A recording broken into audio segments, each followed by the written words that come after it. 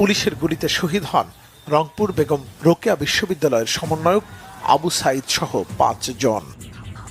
এরপর কমপ্লিট শাটডাউনের সাথে চলে সর্বাত্মক অবরোধ, বন্ধ করে দেয়া হয় ইন্টারনেট। দেশে বিদেশে বাড়তে থাকে সরকার বিরোধী জনমত। সমন্বয়ক নাহিদ ইসলামকে গুম করে রাষ্ট্রীয় বাহিনী। পরে গুরুতর আহত অবস্থায় পূর্বাচলে ফেলে যাওয়া হয় তাকে।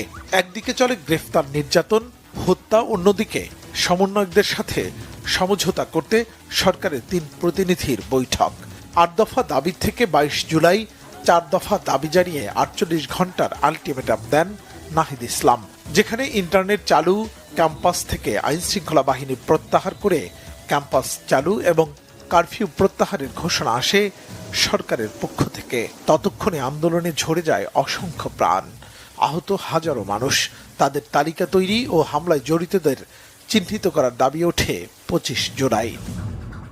২৬ জুলাই নাহিদ ইসলাম সহ ৩ সমন্বয়ককে রাজধানীর গণস্বাস্থ্য নগর হাসপাতাল থেকে তুলে নিয়ে যায় সাদা পোশাকধারী আইনশৃঙ্খলা বাহিনী। ২৭ তারিখে আরও ২ সমন্বয়ককে নেওয়া হয় ডিবি হেফাজতে। ২৮ তারিখ রাতে তাদেরকে জাতির সামনে এনে করা হয় সংবাদ সম্মেলনের নাটক। এরই মধ্যে সারা দেশের দেয়াল ছেয়ে যায় গ্রাফিতিতে। হত্যা, গণগ্রেফতার, হামলা, মামলা ও গুমের প্রতিবাদে ৩১ জুলাই সারা দেশে পালন করা হয় মার্চ ফর জাস্টিস।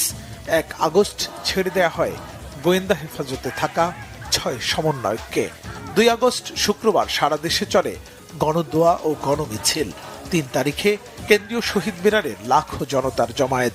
সেখান থেকেই আসে অসহযোগ আন্দোলনের রূপরেখা।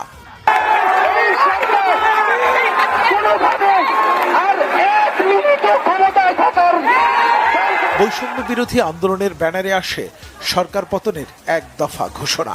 সেই উত্তাল আগস্টে চারদিক থেকে লাশের খবরের মাঝেই ৬ August long march to Dhaka কর্মসূচি ঘোষণা। পরিস্থিতি বিবেচনায় একদিন এগিয়ে ৫ আগস্টেই কর্মসূচি পালনের ঘোষণা আসে। ৫ই আগস্ট সারা দেশের মুক্তিকামী জনতাকে ঢাকার উদ্দেশ্যে রওনা হওয়ার জন্য আমরা আহ্বান জানাচ্ছি। সেদিনই ফ্যাসিস্টের মসনদ চূর্ণ করার চূড়ান্ত ঘোষণা। সেই ঘোষণার পর রাত থেকেই কারফিউ ভেঙে ঢাকার দিকে ছোটে জনতার ঢেউ। ৫ আগস্ট সকালেই অন্যরকম রাজধানী।